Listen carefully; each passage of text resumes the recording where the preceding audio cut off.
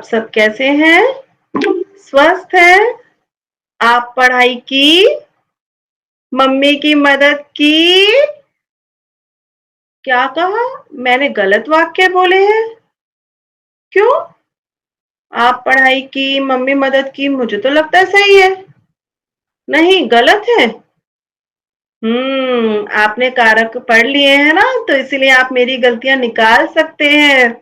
बहुत अच्छा लगा आपने मेरी गलतियाँ ढूँढी, मुझे भी बहुत अच्छा लगा। सही कहा, आपने पढ़ाई की, आपने मम्मी की मदद की, ये शुद्ध वाक्य है। इसमें हमने कारक का लोप कर दिया था, तो इसलिए ये वाक्य अधूरे लग रहे हैं। संज्ञा, सर्वनाम का क्रिया से कोई संबंध नहीं बता रहे थे, तो ये वाक्य अधूरे लग रहे थे। तो आइए हम आगे के कारक पढ़ते हैं और उन पीछे के कारकों को एक बार दोहरा लेते हैं। तो अब बच्चों आप अपनी कारक की पुस्तक खोलिए और मैं भी खोलती हूँ। जी, तो खोलिए आपने, ये देखिए। तो हम सबसे पहले जो दोहराते हैं कारक की परिभाषा से दोहराते हैं। संज्ञा या सर्वनाम के जिस रूप से उसका सीधा संबंध क्रिया के साथ ज्ञात हो, कारक कहलाता है। जैसे गीता ने दूध पिया, मैंने बोला था आपने पढ़ाई की, तो आप कर्ता कारक है, पढ़ाई क्रिया है ना? आगे देखिए कारक का ये पेड़, मैंने आपको कल दूसरी तरह से दिखाया था, आज दूसरी तरह से। आप चाहें तो अपनी पुस्तक में इस तरह से बना सकते हैं, रंगों की सहायता से या क्राफ्ट पेपर की सहायता से। बहुत अच्छा लगेगा और आपकी एक रचनात्मक गतिविधि भी हो जाएगी, है ना? आगे चलते हैं। कारक के चार भेद हमने पढ़ लिए थे बच्चों, कर्ता कारक, कर्म कारक, करण कारक और संप्रदान कारक। अब हम पांचवे की बारी है और सबके चिन्ह याद है ना आपको? कर्ता करने, कर्म का को, करण से और संप्रदान के लिए। ठीक है, अब है अपादान कारक। अपादान कारक का देखते हैं हम क्या है। संज्ञा या सर्वनाम के जिस रूप से किसी वस्तु के अलग होने का, क्या हम पढ़ रहे हैं बच्चों, ध्यान दीजिए, अलग होने का बोध हो, वह अपादान कारक होता है। जैसे देखिए अ से अलग, इसकी पहचान हम याद रख सकते हैं। या दान से, दान दे दिया, कोई चीज हमने किसी को दे दी, तो वो तब हमारी नहीं होती, उससे हम अलग हो गए, तो वही आपको याद रखना है अपादान कारक। इसका चिन्ह है से। हमने से पहले भी पढ़ा था करण कारक में, लेकिन दोनों में अंतर है। उसमें हम चीज का प्रयोग कर रहे थे और इससे हम अलग हो रहे हैं, दोनों बिल्कुल विपरीत है। जैसे कि देखिए करण कारक में मैं बस से घर गई, मैं घर गई किसकी सहायता से, बस से, तो वो हुआ करण कारक। और इसमें ये वृक्ष से पत्ता गिरा, से लग रहा है लेकिन वृक्ष से पत्ता अलग हो रहा है, तो वो हो गया अपादान कारक। दोनों में अंतर आपको समझ में आया? आगे देखते हैं अपादान कारक के कुछ अन्य उदाहरण। उदाहरणों की सहायता से हम बहुत अच्छे से समझ सकते हैं बच्चों। मुझे भालू से डर लगता है, तो यहाँ डर और भालू से बीच में आ रहा है से, लेकिन डर लग रहा है ये अलग भाव है, वो उससे दूर होने वाला भाव आ रहा है, उसका प्रयोग नहीं कर रहा है वो। और देखो बच्चों, है ना, तो ये से अपादान कारक हो गया। अगला है सुरेश छत से गिर गया, सुरेश छत से अलग हो गया, है ना, तो यहाँ अपादान कारक है। सांप बिल से बाहर निकला, बाहर निकला मतलब सांप बिल से अलग हो गया।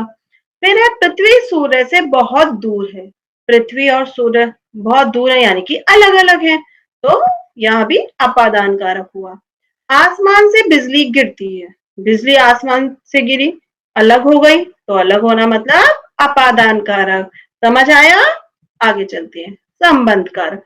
संबंध, इसका तो नाम से समझ में आ रहा है कि कोई हमें संबंध बताता है, जो है ना, संबंध का मतलब जैसे अंग्रेजी में रिलेशन और आपस में जुड़ाव का करना, है ना। ये संज्ञा से संज्ञा का, ध्यान से सुनो बच्चों, संज्ञा से संज्ञा का या सर्वनाम से संज्ञा का संबंध बताते हैं। इसमें क्रिया से कोई संबंध नहीं होता, बाकी सब में हमें क्रिया से हो रहा था, इसमें क्रिया से नहीं है, इसमें संज्ञा का संज्ञा से या सर्वनाम का संज्ञा से, है ना। अतः कारक की परिभाषा के अनुसार यह कारक नहीं है, किंतु इसके परसर्ग है, थोड़ा सा ये अलग है। पर इसके जो चिन्ह है परसर्ग में, मैंने बताया था ना, विभक्ति चिन्ह का, की, के, रा, री, रे। यहाँ देखो बच्चों, हमने इसमें उदाहरण भी हमें दिए हुए हैं, जैसे कि क्या उदाहरण दिए हुए हैं, देखिए, उसका नाम सुशील है, उसका, तो उस जो है वो है सर्वनाम, सुशील है संज्ञा। हमने यहाँ पढ़ा था ना सर्वनाम से संज्ञा का, तो वही हुआ यहाँ पर उस सर्वनाम का सुशील यानी कि संज्ञा से संबंध। दूसरा है हमारी टीम जीत गई। हमारी, देखिए इसका दूसरा चिन्ह क्या है, री। तो हम सर्वनाम है और जीत गई क्रिया है, टीम संज्ञा है ना। तो इसमें सर्वनाम का संज्ञा से संबंध बताया, हमारी टीम जीत गई। आगे चलते हैं, फिर देखते हैं कुछ और उदाहरण। तो और उदाहरणों में भी है, यह राहुल की किताब है। इस वाक्य में राहुल की संबंध कारक है क्योंकि यह राहुल का किताब से संबंध बता रहा है। किताब किसकी है, राहुल की, तो संबंध हो गया ना। तो की ये क्या है, संबंध कारक। यह राधे श्याम का बेटा है। इस वाक्य में राधे श्याम का बेटे से संबंध प्रकट हो रहा है। बेटे से हो रहा है ना कि वो उसका बेटा है, तो का आ गया, संबंध भी है तो संबंध कारक। यह कमला की गाय है, तो गाय का भी संबंध हो रहा है कमला से, तो यहाँ पर भी संबंध कारक है। गाय का इसका जब संबंध हो रहा है तो, है ना। आगे चलते हैं अधिकरण कारक, जिसकी पहचान क्या है बच्चों, में और पर। दो है, में भी और पर भी। अब पढ़ते हैं इसकी परिभाषा। जिस शब्द से क्रिया के आधार का बोध होता है, आधार, आधार कार्ड वाला है ना, वो भी तो, उससे भी तो हमारा बोध होता है ना आधार का। बस वही नंबर दे दो और पूरा हमारा आ जाता है, सब कुछ उसमें लिखा हुआ, उसे अधिकरण कारक कहते हैं। अथवा शब्द के जिस रूप से क्रिया के आधार का बोध, क्रिया का आधार यानी कि क्रिया कहाँ पर हो रही है, उसे अधिकरण कारक कहते हैं। इसके विभक्ति चिन्ह में और पर है। बच्चों ये बात जरूर याद रखना, क्रिया के आधार का, ठीक है।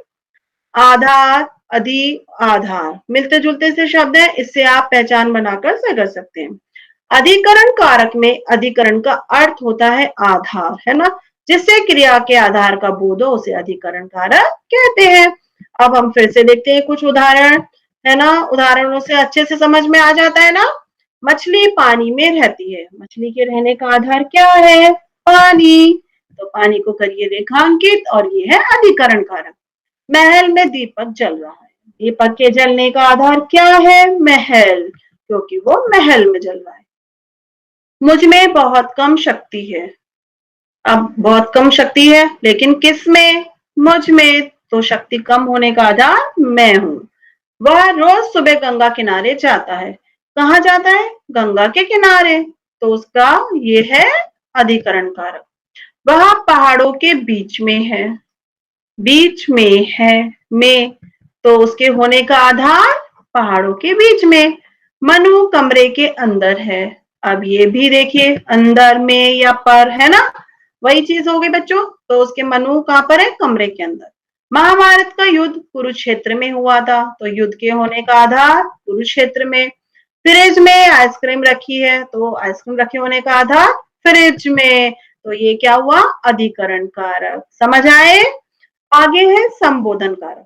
ये तो हम सबको अच्छे से पता है, संबोधन किसी को पुकारना, बुलाना, ए लड़के, ए लड़की इधर आ, ए बच्चे इधर आ, ऐसे बोलते हैं ना, तो ये हुआ संबोधन।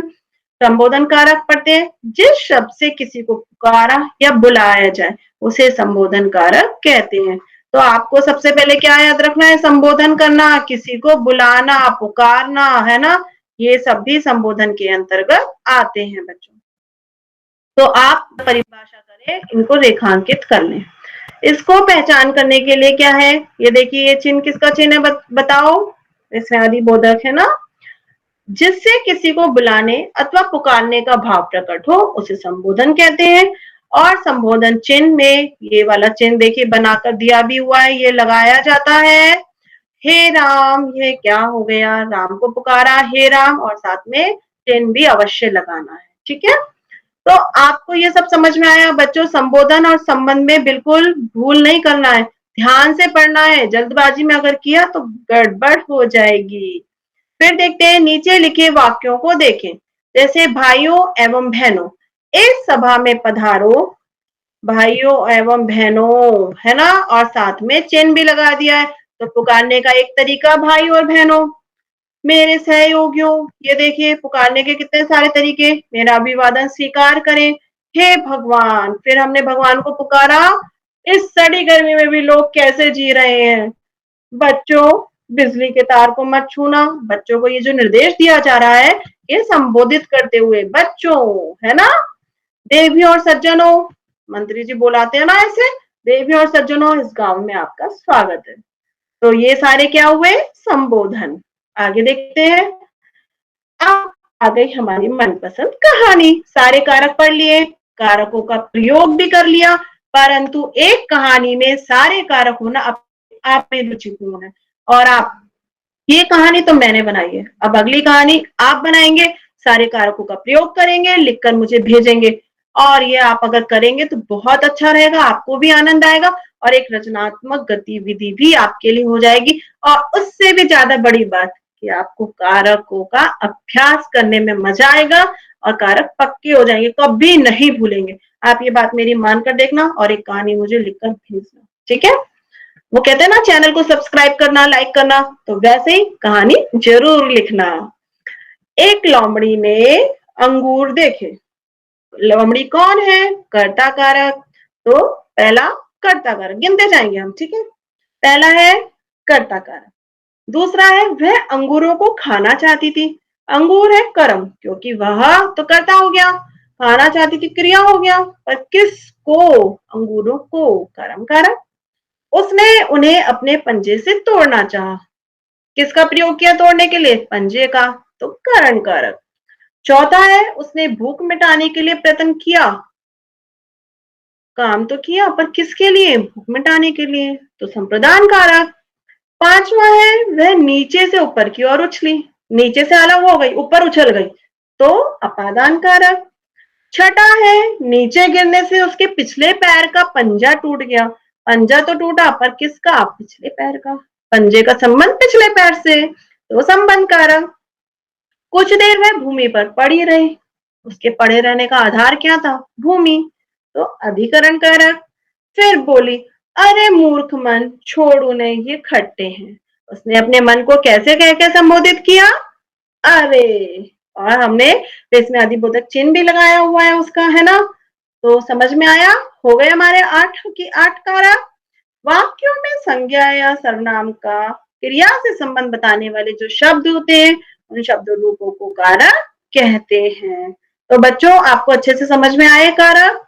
तो जल्दी से हम कारक एक छोटी सी अभ्यास कर लेते हैं, आपको तरीका समझ में आ जाएगा। फिर आप ऐसे ही अपनी पुस्तक में जो एक्सरसाइज है आपकी दिया हुआ है पीछे अभ्यास, उसको करने का अभ्यास करना, ठीक है? और फिर हम अगली क्लास में जब करेंगे तो आप उसे चेक करना। तो जैसे देखिए, पहली पंक्ति में लिखे सभी शब्द पढ़ो और अब सही शब्द चुनकर नीचे लिखे वाक्य पूरे करो, है ना? तो जैसे घड़े, रिक्त स्थान पानी था। घड़े क्या आएगा? में पानी था, तो कौन सा हुआ कारक? अधिकरण कारक, क्योंकि पानी का आधार घड़े में। राम, रिक्त स्थान पुस्तक मेरे पास है। राम की पुस्तक मेरे पास है, तो पुस्तक का संबंध राम से, संबंध। कल मेरी बहन का जन्मदिन है, तो बहन का जन्मदिन है, जन्मदिन का संबंध बहन से, संबंध कारक। भाई ने बहन को उपहार दिया, तो ये उपहार दिया उसने, तो क्या आएगा? देने वाला भाव, संप्रदान कारक, बिल्कुल सही। मेज, रिक्त स्थान पुस्तकें पड़ी है। मेज पर पुस्तकें पड़ी है ना? तो पुस्तकों का आधार मेज। आओ गेंद, रिक्त स्थान खेलें। आओ गेंद से खेलें, कौन सा आएगा? से, अपादान। क्या आएगा? करण कारक, क्योंकि गेंद से खेलने का प्रयोग कर रहे हैं ना, या खेलने के लिए गेंद का प्रयोग कर रहे हैं। मुकुल, रिक्त स्थान पिताजी डॉक्टर हैं, तो मुकुल क्या आएगा? के, मुकुल के पिताजी डॉक्टर हैं, संबंध कारक। राधा, रिक्त स्थान को सामान खरीदा। राधा ने, तो राधा करता है, कर्ता कारक। समझ आया बच्चों? इस तरह से आप अभ्यास करते करते साथ में कारकों के भेद भी लिखते लिखते करेंगे तो अच्छे समझ आएगा। आज के लिए सिर्फ इतना ही। बाय बच्चों।